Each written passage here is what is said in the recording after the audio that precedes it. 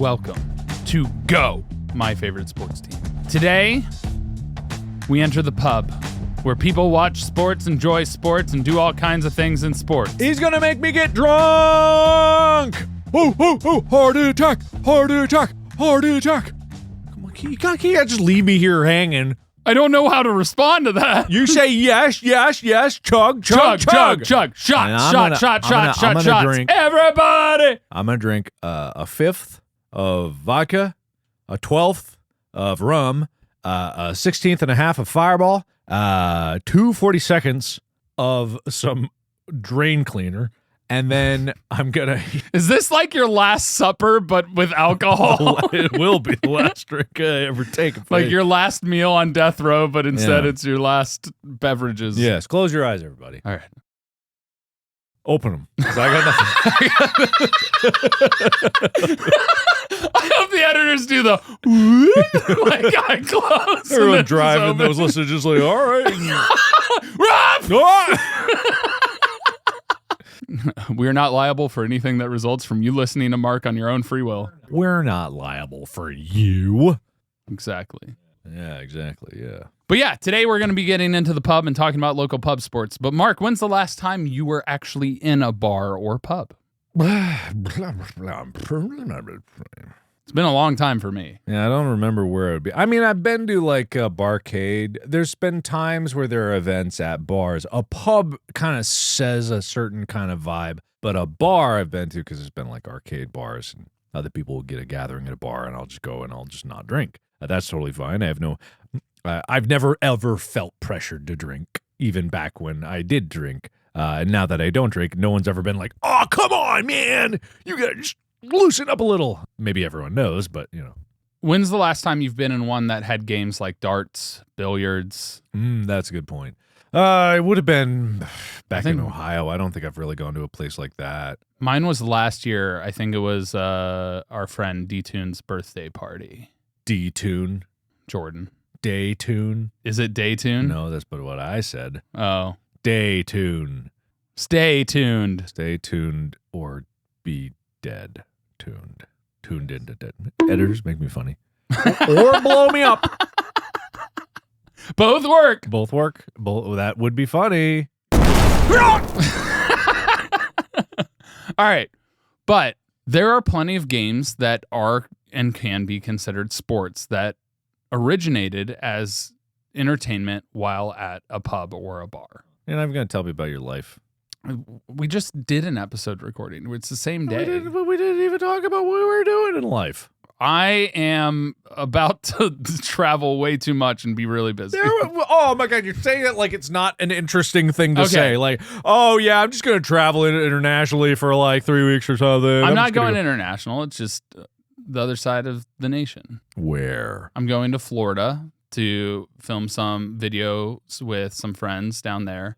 Probably do some soccer stuff, actually. Gonna do some soccer things. Then I'm going up to Virginia, having to take care of some stuff there, meeting up with friends and catching up, but also meeting with my lawyer because I need to get my will sorted out.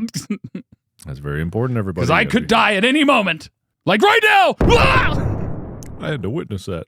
All right, anyway, but yeah, no, see, there's life to be lived. You can't just check out of everything. Yeah, you know? Yeah. You gotta share. I won't share with you, but... And this episode comes out afterwards, but I'm also flying to St. Jude to do the fantasy football draft as a part of charity fundraising. Yeah, my picks have been killing it every year. Honestly, your picks that you gave me, we made a run in the playoffs. We finished like third. So that was pretty good. Yeah. My picks. I directed them. Now this one, though, I'm going to have you have to pick like specific defenses or tight ends. So if I'm forced to pick that one, you have to tell me, all right, if you have to pick a tight end, pick like whatever. You don't have to say the name. You just give me like you did last time, a riddle or rhyme. Oh, I could do that probably. In the world of ocean sports, this is I'm trying to relate this. There was a new Ocean Gate report released. Wait, are you talking about the submarine? Yeah. Oh. There was a new report. What's the report? The CEO was responsible for the deadly implosion. Who would would have thought? Yeah, it was critically flawed. My God.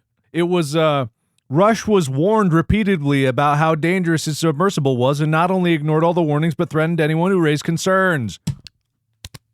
Oh my God. And are you saying he put profit above safety? It wasn't even putting profit above safety. It was putting leisure above safety. Oh. Anyway, so this is not a shocker to anybody who was following any of this, but it did blow my mind that was over 2 years ago now. That was June of 2023, because I came out right after we started filming and working on the movie, and I can't believe it's been over 2 years since then. So I look at myself and I go, I've been working on this for so long. Speaking of which, what's your life update? You know, that's relatable, but... Yeah, my life. Well, I'm entering the final sprint, everybody. The final sprint. That's like the 5th time we've heard that, but... Yeah, you know it. You know it. I know you're tired of saying that, but... Yes, absolutely.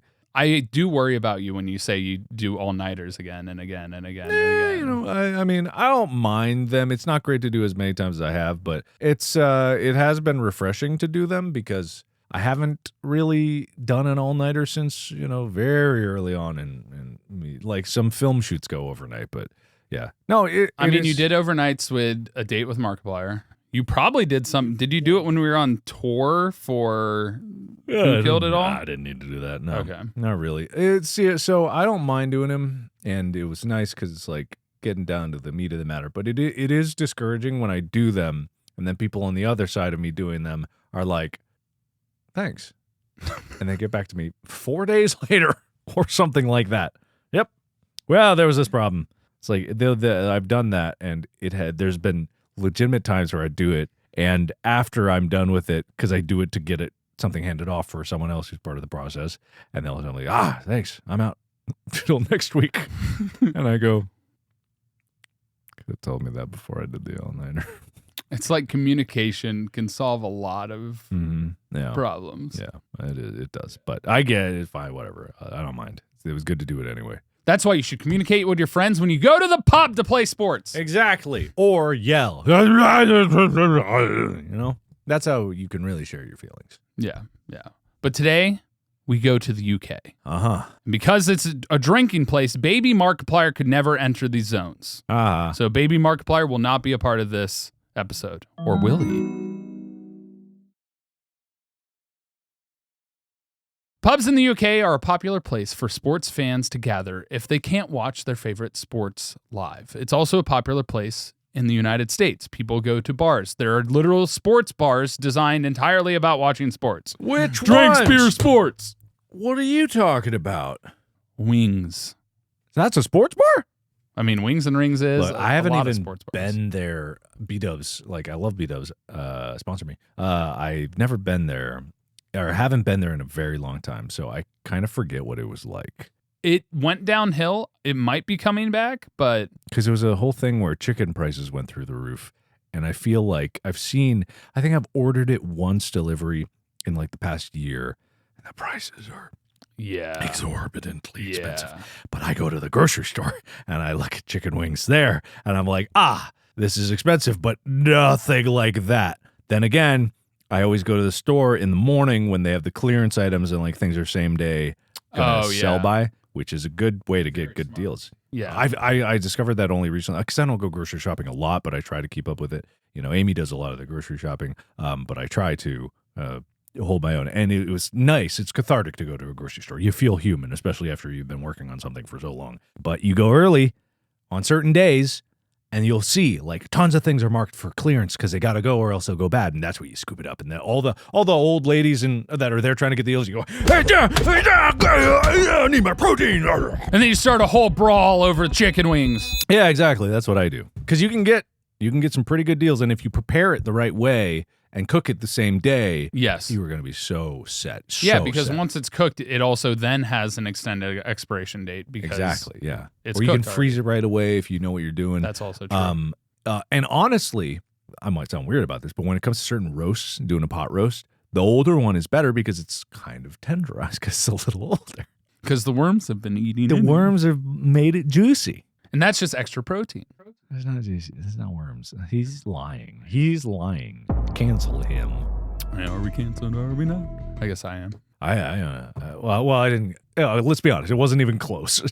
Oh, your AI thing? Yeah. I saw that and I was like, man, people are dumb. It's not that they're dumb. I understand it. Yeah, I understand where they're coming from. And that's why when I did the stream, I wanted to be like, I get it. I'm on your side, even though people took the clip of me going, I was the first. Yeah, that's everywhere, dude. And then there was so funny. There was one of them that was just like, man, I can't believe like this. Like he sounds like an abuser. It's like, I work at a clinic. And so one of the comments in that video was like, hey, did you watch the full stream? Because this is kind of just one clip. Yeah. He's yelling. And he's like, didn't have to. If he was proud of what he did, he would post it himself.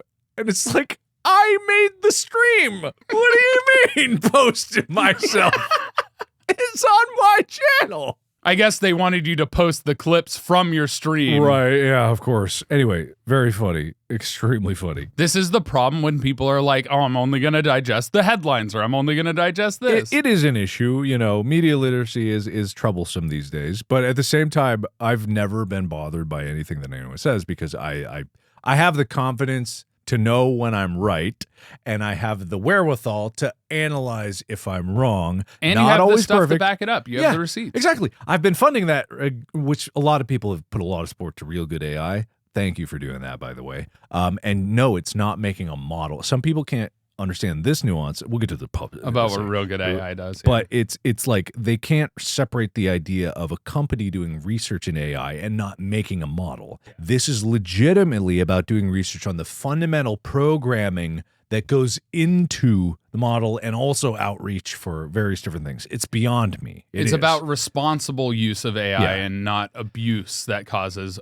Exactly. problems. Yeah. And there's a whole bunch of nuance there to that discussion. But at the end of the day, I can understand where people are reactionary about it because it is threatening. And I talked about this on the stream. It is threatening. But I still believe now more than ever, the individual artist is more valuable than ever. And the pursuit of that art is more important than ever.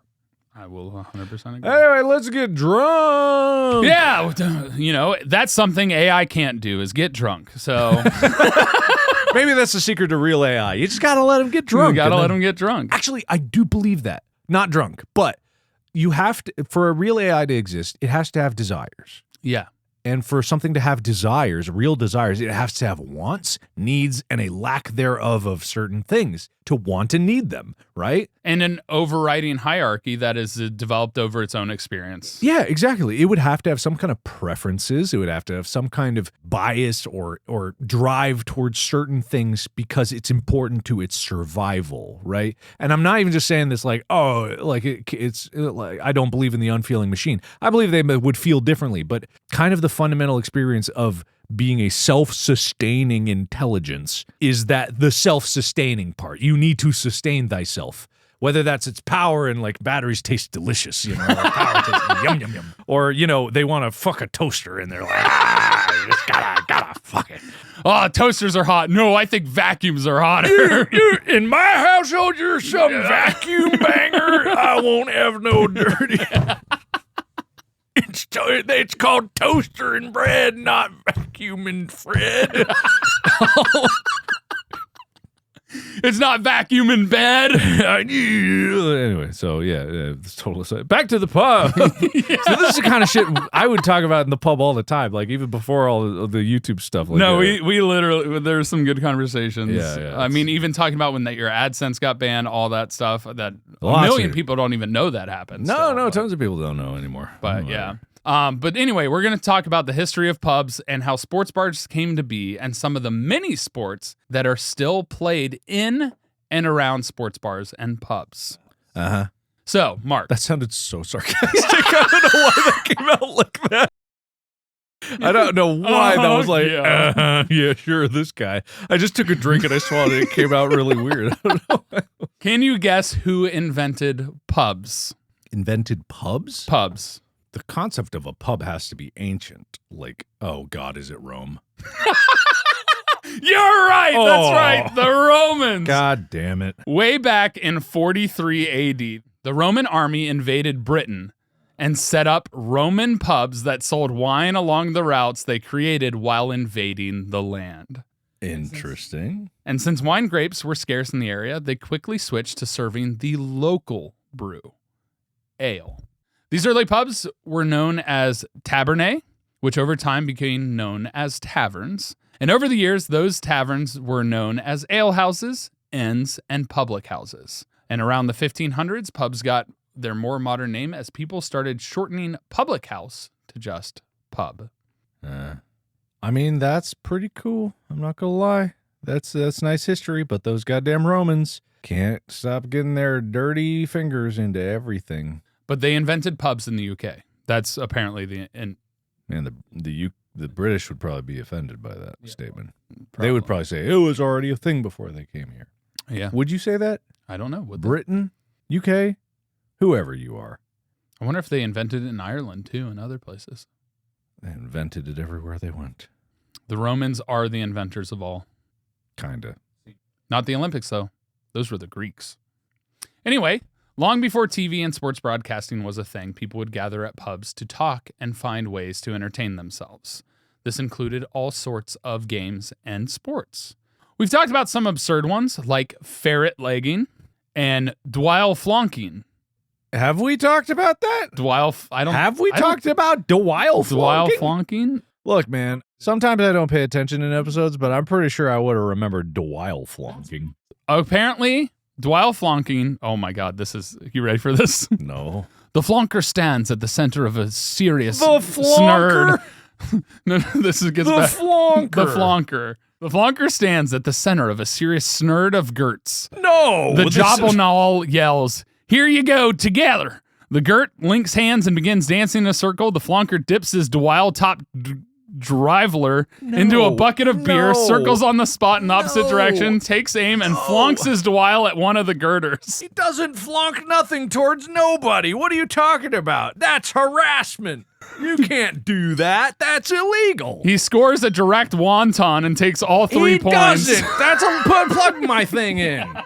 That's not what it do. You are lying. You're a liar. This is a quote. I could quote anything and it could be bullshit, but I would, you're lying. So he scores a direct wonton and takes all 3 points, unlike the flonker before him who missed completely, resulting in a swag. No! None of those are things. That's not Roman. They are things. That's not Latin. That's not early English. That's not a thing. The fellow isn't doing too well now, having had to drink the contents of an ale-filled gazutter, while the non-girding girders intoned the time-honored chant, "Pot, pot, pot," and quickly passed the Dwile the length of their line. This is a Dr. Seuss poem, not anything. This is nothing.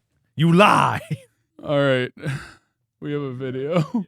Yeah, right. Uh-huh. Oh, yeah. Business.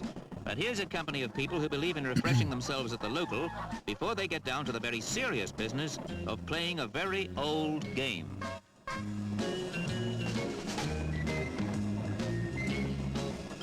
Get to the game! Call them revivalists if you like. They're really Dwile flonkers. Wearing their Dwile flonking gear. My guy, this is a getting skit. ready to perform an No. custom My guy. at the back of the Wherry My Public guy. House at Galveston on the north of This is history. No, it's Everyone's not. had their This is fill. a It's just a fucking question Monty of collecting all the Python-ass Dwile skit. flonkers' essential No, ingredients. no. A This is Dwile, real. a dribbler, and a bucket full of beer. And of course, a Dwile flonking pitch isn't just any old field. They're The ground's dipping got to be rags just in right, beer. or the ancient rite will go Dude, wrong. this is... Are you stupid? What's wrong with you? This is a skit. They'll tell you that though a Dwile looks like a dishcloth, it really is a Dwile. And to flonk it properly, it has to be dipped in that bucket of beer. No. Last-minute preliminaries are essential. Dwile if the right flonking move is to association. This prevail is for the a full skit. Rangi It's a Chum skit. match in the way It's real! No, it's not. This This is is a written skit. in history books. No, it's not. This is a Dwile skit. away. It's played at the Cotswold Games. What's the Cotswold game? We covered it on an episode. This is not real. He just swung his flonker stick. This is not real, The my idea guy. is to flonk the Dwile over a member of the opposing team's head as they're in the process of girting. If you fail, you're a swodger, which means you have to drink a pot of ale before the Dwile gets to the end of the line. The easiest part of the game for some types. They have to pass the rag down the line. Dude, this is not real. I don't know how you're still not being got. This is real. This is not real. It's not real. It's real. It's in the historical records. No, it's not. No, it's not. That's a skit. That is straight up a skit. It's a bunch of people that were like, hey, we're going to make up some bullshit, stupid video, and we're going to pretend like it's real, and everyone's going to be arguing whether it's real or not. That's not real. That's not real. You gotta listen, this is important, right? So this is like flat Earth, right? Okay? That is not real. You have to understand. The Earth is flat, okay? It is not round. That is not real, all right? It's in Wikipedia. No, it doesn't matter what it's in. A British pub game played by two teams. It's not real. It's not real. It was discovered in a manuscript. It's rules from 1585. No, that's a lot. Someone wrote a bullshit book in either 1585 or someone said that they found a book from 1585. That is not a real thing. It never existed. Those people were intentionally stupid. Did you not see the guy banging his head on the ground before they started the game? Okay, Wikipedia says it might be a hoax. I told you as much. I blame the researcher then. What do you mean you blame the researcher? You're in charge of delivering the information. You got. Damn it. I told you it's not real. Those are a bunch of hooligans, a bunch of goofballs, and they pulled the flonking over your eyes. The Dwile, whatever it was. They Dwile flonked me. You got Dwile flonked, man. You got Dwile flonked. You got Dwile flonked. See, this is why people can trust my opinion on things, because I can deduce what's bullshit. I have good media literacy, and I can tell when someone's doing a parody. I need to stop trusting my researcher so much. I know. That's what I've been saying this entire time. They pranked me. No, they were just wrong, and you were wrong. All right, but let's get into a real sport, a real pub sport. And that first one is darts. Now, a lot of people know what darts is. It's a dart board, much like the one we're showing here, where it's got a bullseye, very similar to an archery board, but it has sections that are numbered, right, based on points. You've got a triple zone, you've got a double zone. The inner point is 50 points. It's considered a double bullseye. The outer point of the bullseye is a 25 point. That's a standard bullseye spot. And so scoring is kind of based off surface area. There's rings that then become triples, and then other rings that are doubles toward the outer edge. Yeah. And so based on where your dart lands is the points you get. So the origins of darts can be traced back to the medieval period in England, where it's believed that the game evolved from a form of military training, where soldiers would throw short spears or arrows at tree trunks or barrels to keep their skills sharp. Practice eventually transitioned into a fun activity, with the wooden barrels evolving into the first dartboards. Because that's, I guess, the barrel being the circle and you see the edges. Makes sense. It makes sense, yeah. The traditional dartboard is divided into numbered segments, is said to have been inspired by a circular target used in archery. It wasn't until 1908 that the sport had official rules, and it didn't fully transition from pub sport to official sport until the 1970s and 80s. So there are a bunch of different ways to play darts, and we may cover like more of the detail potentially in the future if we get into the nitty-gritty of it. But all you need to know about playing darts in a local pub today is you need at least one other friend, a place that has a dartboard or a dartboard, and at least one dart that hasn't been lost and is not broken and functional. Usually each person gets 3 darts. You need one dart that hasn't been lost? You need one dart. I don't know. Okay, yeah, I was like, what kind of mythical dart? You must gather one dart. Never been lost, never been broken. You must maintain eye contact with at all times. You must never lose the golden dart, the hero. Or else it will be tainted. It has traveled to hell and back. And then you and the other players can decide how far to stand from the dartboard. Regulation, it's usually around 7 to 9 feet. 7 feet and 9¼ inches. If you're lucky and still sober enough to notice, the pub may have a line marked on the floor. If you're unlucky.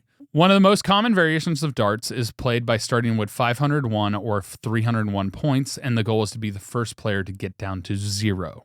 So you'll stand behind the line, called an oche, and then use your dominant hand to hold the dart and use your fingers to hold it whatever way feels comfortable. Toss it, and then you'll fly the dart and hope it hits a bullseye. Or depending on the game you're playing, it might be prudent for you to get... Actually, you don't want to get a bullseye. You want to get triple 20. See, that's where I think there's a fundamental flaw in this game. The idea of a triple 20 offends me.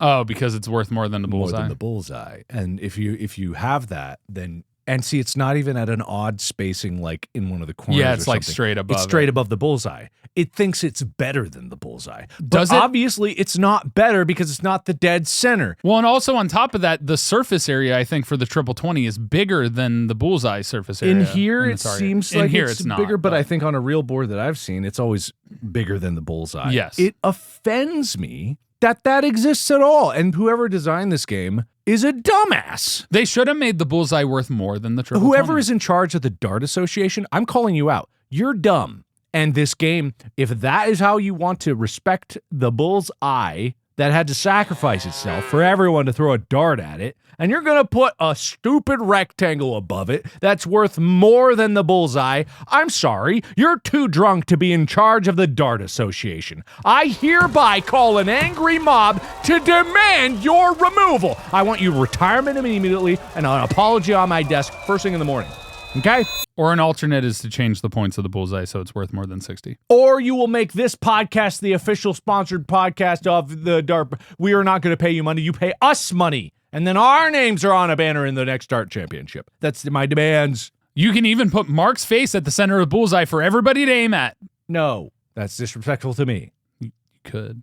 I got him on the ropes. Why sorry, you got yeah. throw me yourself in there? They're crying and shaking right now. Yeah, and give me the never lost special dart that will never be lost and forever is found. He's not very good at this. All right, just literally never vow to never do anything in the public ever again, and pay me $50,000. And Tyler can get like $5,000. Million. You asked for too much. Let me do the talking. You sit there. You look pretty. I'll demand things. I said, look pretty. Close enough. But you'll alternate throwing. First person throws 3 darts in a row, then the other person throws 3. Keep track of your score. Do math correctly. Subtract. Don't cheat. You make it difficult by making you have to land at 0 exactly. So when you get down to the last part, you have to hit the right numbers. Now, see, that game mode, I think, coincides with like the idea that you can not have, you can have like the 20 times 3 be worth more and more. But then you have games like cricket where it's about hitting specific spots and closing areas so the other person can't score points. There's a lot of different ways to play darts. I think cricket's the most popular. I think there should be no inner ring. I think there should be only an outer ring and it should be way thinner so that the total surface area is lower. And here's why. Because it's risk. You could get nothing if it goes out, Yeah. right? It should only be the outer one. And it's like, then you have an extraneous thing. You have to hit the very outer edge or the very inner center. And then you have 2 dynamics. But it's still only worth double. So saith me! We are reinventing the dartboard here on GMFST. New merch coming soon. We're going to have the GMFST official dartboard with proper scoring in nature and risk reward. We will fix sports as we always said we would. It's going to be like this tiny little dartboard like this big. No, come on, man. Could be penis shaped at least. Oh, okay. They got to hit it right in the urethra.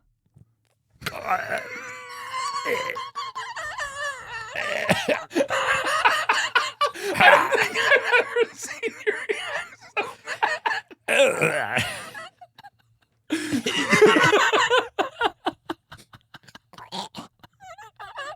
If the penis is like up like a drawing, how would they get it in the urethra? I thought it was a front view. Why would it be a front view?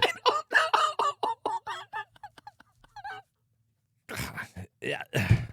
Like at least shape it like a vagina, and then you got your targets, like you got a clitoris, the urethra, and then the vaginal opening. It'd be a sex education. Men will finally be able to find the clitoris. Finally. Are we canceled? Are we not? No, this is only helping us. Not my mental sanity with having to envision what you were saying, but the rest of it is good. The next game. I can't get over how disgusted you were. Why wouldn't you be disgusted? Because I thought of it, I guess. Hey, I've had a catheter. You've had a catheter. That's not the same as me standing 30 feet away from someone like, don't hit me in the urethra. I don't even like the word urethra. You imagine it happening to you. I imagine a picture in the bullseye was the hole, okay? Different thinking. Yeah, it's bad either way.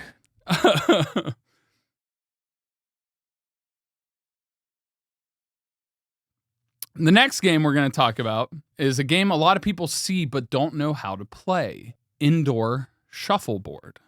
Is there an outdoor shuffleboard? Yes. It's played on the ground. You find them at a lot of like retirement communities, senior living. How do people not know how to play though? The problem is most people don't know the rules of indoor shuffleboard. You see the shuffleboard table, it has those beads on it. It's hardwood and you've got sand. They're like rubber beads or whatever it is. And then they've got the heavy metal discs or pucks. And so I always thought it was played very similar to like cornhole. You take turns and you... Well, that's correct. You take turns and then whoever scores the highest points, you do the math, and then you get points that way. Apparently, it is not played that way. What do you mean? You have 2 teams, 1 to 4 players on each team. Both teams shoot towards the same end on each turn. But if you are the closest on the 1, you're the only person that gets points. Oh! So if in the 1 zone, any other puck in the 1 zone, worth nothing. And then there's also the edge of the table. So if it's hanging off the edge, you get a bonus point. Sometimes I've seen 5, but 4 points. But if you're in the 3 zone, it's 3. The winning team counts a total score for any pucks that are further advanced than the opponent's furthest puck. So the person who has the highest scoring puck is the only person who gets points. So if I had a 3 and you never got a 3, I only score points. There's no subtraction. There's no counteracting. It's just I get the points. Oh, I don't know about any counteracting. I thought it was just you count where you are. But that also would be valid, I think, because it's about the same, right? This is dumb. They're stupid. I don't like that. If I got it in the number zone, I want a number.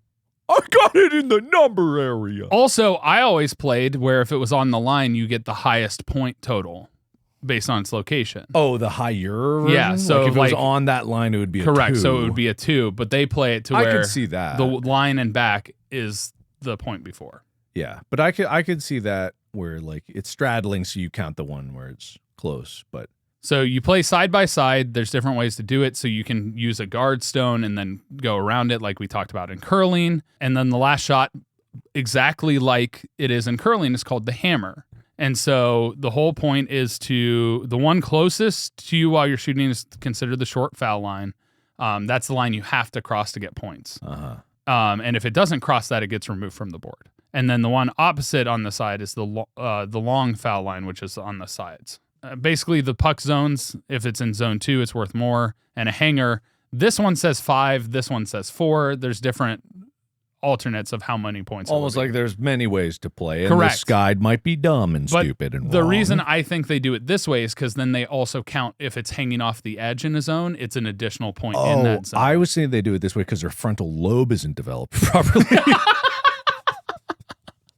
But yeah, you alternate playing, and there's a number of different rules. This is the most common rule, is the standard rule set. But there's a rule set called horse collar. There's a rule set called Crazy 8. There's a rule set called knockoff, tap and draw game rules. Like there's a bunch of different rules to this game. So if you have a shuffleboard, there's actually a number of different ways, and you can probably invent your own rules to play it. Yeah, I'm sure you could. But it's really fascinating because it's all about just understanding strength and direction, and you like even turning it. So using strategy as well as skill in your dexterous appendages as you throw the pucks across the table. Makes sense. I think it's a fascinating game, but the majority of people, including me, don't know how to play it. And so seeing this meant me go, what? I think I know how to play it just fine. Then the other most common version that we see at bars is billiards, 8-ball. Oh, yeah. Everyone knows pool. Correct. Who calls it billiards? Well, billiards technically falls under all the classifications. So like 9-ball, like I guess snooker is considered part of billiards, even though it's a different table. Like different rule sets fall under billiards. So 8-ball is a rule set. Why is it called pool? Pool is a term that only the U.S. uses.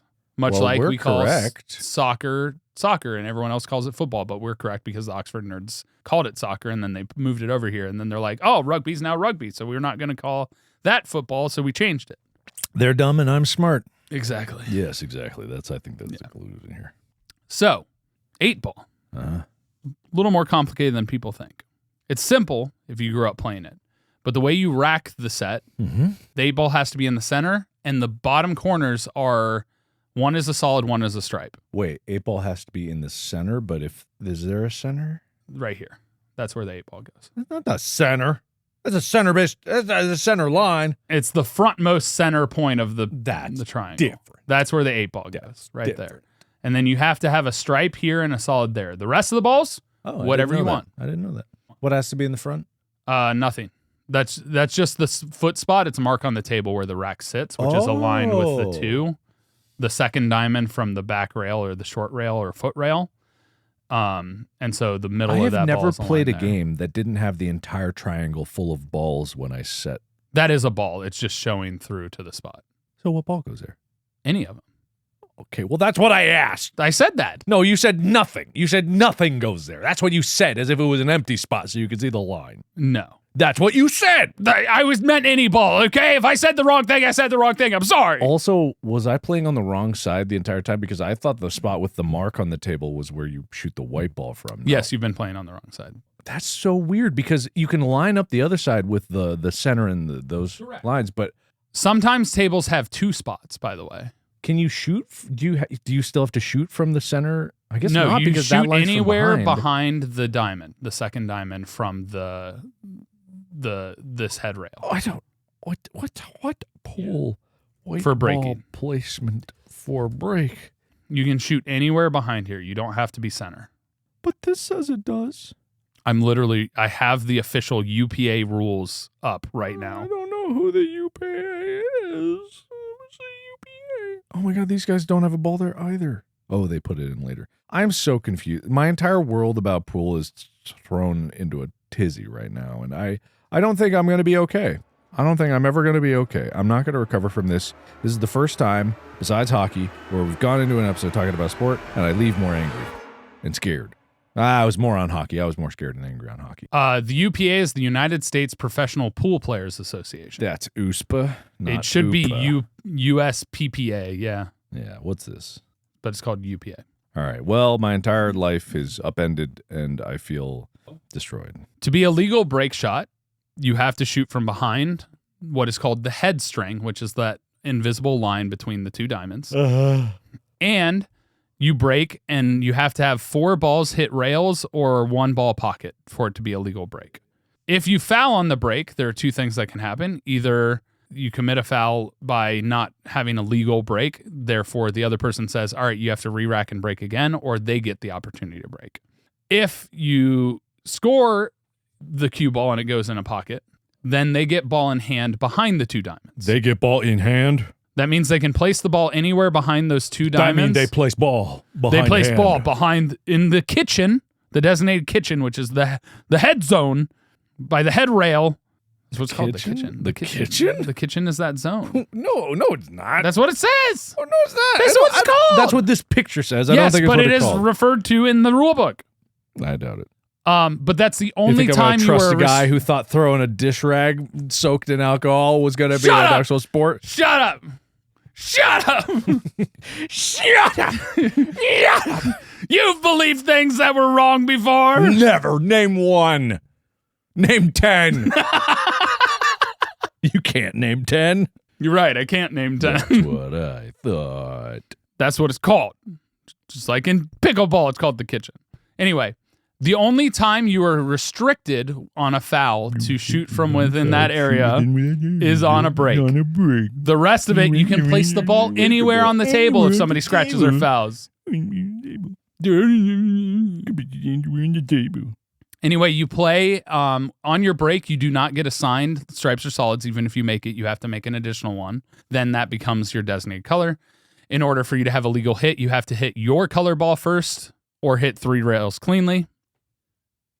If you commit a foul, the other player gets the ball in hand and they can shoot from anywhere on the table. They place the cue ball. And then you have to call the pocket for the 8 ball. And if you score the 8 ball before you call it and you launch the ball off the table, you lose. Tyler, I think pool's played in the kitchen. Tyler, I believe in the foot spot. Tyler. In the what? The foot spot. It's on your diagram. Tyler, I don't look at my own diagram. Tyler, I think you play pool with the white ball not on the dot on the table, which is obviously for the pool the white ball. I'll kill you. That's That's your smack talk. It's coming back again. Yeah. Look, guys, my 5th episode today, 5th podcast recorded today. I'm very tired. Yes. So that's the official rules of pool. So you have to play that way. Are there any bar games that you like Giant Jenga? Do you think that's a sport? No. Okay. Oh, is that a bar thing? Yeah, that's becoming more. Well, I bar mean, it's thing like that's something in bars. I don't think I would 2x4s. call that a bar sport, though. Would you think Jenga could be a sport, though? I think it can get pretty intense. There is some skill and athleticism. Less athleticism, unless you're doing like the knocking one completely out kind of thing. Maybe. I don't know. Chugging contests? Nah, that's very body type biased. Let's do cornhole real quick. Okay, cornhole. Cornhole arguably was invented in our home state. It's debated. Hawaii! Hawaii! You were born there, that's true. Yeah, not my home, though. Ohio! Cornhole. A game of bags filled with corn. So your standard cornhole boards are 2 feet by 4 feet. The hole is positioned 9 inches from the top of the board and is 6 inches in diameter. Regulation, you place the foot of the board, the bottom of the board, 27 feet apart, and you alternate tosses. Your team on one side, like shown in this diagram, team 1, top there, team 2 there. You cannot step past the front of the board when you toss your cornhole bags. And the cornhole bags should be approximately 6 by 6 inches and weigh 1 pound. Different colored ones, usually blue and red, are designated so that you can tell who's who. Cornhole became a popular game more recently, but there are many claims and theories to its origin. One theory says that it has its root actually in Native American cultures, with the Black Hawk tribe of Illinois believing to have played a game similar to cornhole, involving a wooden platform and dried animal bladders filled with corn. I mean, I would believe it because, corn wasn't even in Europe. Like, it was in the Americas, and, even the Native Americans have to entertain themselves some way. Yeah. So the early versions of the game provided entertainment and a way to hone throwing skills. European settlers might have adopted and adapted this game, spreading across the Midwest. Another legend says that a 14th century cabinet maker by the name of Mr. Matthias Cooperman created the game after watching children toss rocks into a nearby groundhog's hole. Cooperman was said to have been so concerned for the safety of the children that he utilized his carpentry skills and designed a safer game for them to play with smaller bags filled with corn instead of rocks. But how did it become so popular? And I quote, blame Cincinnati. The game became popular in the Queen City in the 1980s and quickly spread to surrounding states, spreading like wildfire. That's how recent it is? To backyard barbecues, sports so bars, weird. breweries, and because it's like campgrounds. growing up in Cincinnati, that was just always there. Everyone, that's so weird. Just the 80s? Yep, God, 1980s. that's bizarre. All right, yeah, cool. So all you need is 4 people to play. See, Cincinnati's pretty cool, right, everybody? Cincinnati's a cool place. Cincinnati's pretty cool. You like Cincinnati. Has good food. Hey, and it's probably going to survive the apocalypse of climate change pretty okay. True. It's also the center point for baseball. Center point for baseball. It was going to be the center point of the United States with the rail network, but then they moved that over to... And then they abolished the rail network. That's the subway. They didn't abolish it. They just stopped. But you only need at least 1 other player or 3 other people to play. You can play on teams of 2 or you can play as individuals. Either way, you and your opponent are on the same bag, throw 4 beanbags each. The board's 27 feet apart, like I said, and the scoring is based on the board or in the hole. So a bag in the hole is worth 3. A bag on the board that doesn't slide off is worth 1. As you alternate, whoever scored points last then begins to shoot first every time because the person with the last throw has a slight advantage to knock other beanbags off and score last points. You do it by subtraction and addition, and that's how you score points. And it's a race to 21. All right. That sounds pretty cool. Pretty simple, pretty fun. 27 feet edge to edge. That's strange. Why 27 feet? I don't know why they picked 27 feet. It really pisses me off. Fucking bullshit. Can't believe this. What is 27 feet in metric? It's not solid. It's not a solid number? Yes, 27 feet to metric. Because it's not solid yards. Yes, it is. No, it's 3 yards. Yeah. No, yeah, it's 9 yards. It's divisible It by is 3. exactly yes, 9 yards. yeah. I'm dumb. It's okay. We all can't be smart like me. I was going to look something up, and you just made me forget what it was. I'm sorry. I made you think about math.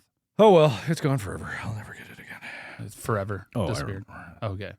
No, go ahead. Oh, I was waiting patiently. No. No. You bowl over me. You go ahead. No. So the interesting thing, some versions of this that are sold are sandbags. They use sand in them, but the corn actually has an element to it where the weight and the way that it lands is different than sand, because sand has a more likelihood to move in the bag to then make the weight on the side of the board pull it off the board, whereas corn, because it's a bigger kernel, allows it to sit a little bit different, and it's less likely to shift within the bag, causing the bean bag while sitting to eventually move off the board. It's also why it's called cornhole, is because it's made with corn kernels. You said that already. Oh, okay. You said that already, everybody. Yeah. You said that. But yeah, if you miss the board, it's 0 points. Cornhole is great because it's so simple, and unless you got a real try hard you're playing against, which in every sport there is, it's very casual. It's just like you can play it with a beer in your hand. And I think that's kind of the whole idea is like, hey, you win, you lose. Yeah, I got next. Go for it. But some people do take it way too seriously. Yeah, there are professionals. It is a professional sport. Yeah. People are sponsored and stuff. I don't get anyone who's like that. We're like, I'll play, and they just want to crush people, and they're just like every bag right in the hole. Poof, poof, poof, poof. And it's like, all right, I guess I lose. Goodbye. Yeah. There was you could play by yourself and do just as good if you really wanted to. So, all right, see ya. There was another game that came about from this where it's a bottle on like a ski pole, and it was just a game that was invented. It was called Beer Bee, and they'd put a beer bottle on top of the pole, and the whole object was if you hit the bottle, it's worth a points, and if you hit the pole, it's worth points. But it all is determined by if the other person can catch the bottle. If they catch the bottle, you get no points, but you also have to catch the frisbee. So you have two people, and you have to, if the bottle gets hit, you have to catch the frisbee and the bottle. And if you don't catch the frisbee, that's 1 point. But the bottle, I think, is like 5 if it hits the ground. It's kind of wild. It was fun to play though. I played it like a couple of times. Pretty cool. Fun little games can become pretty quick athletic endeavors if people take it seriously and establish rules. Just like competitive sleeping and me absolutely getting hoaxed. Hoaxed? I believe the hoax of the stupid beer rag game. Oh, getting fooled, getting deluded. I got Dwile flonked. Yeah, he got Dwile flonked, man. Well, we can't all not get that. I think I've said we can't all so many times. I know, but that video, by the way, first time I watched that video. Oh, good.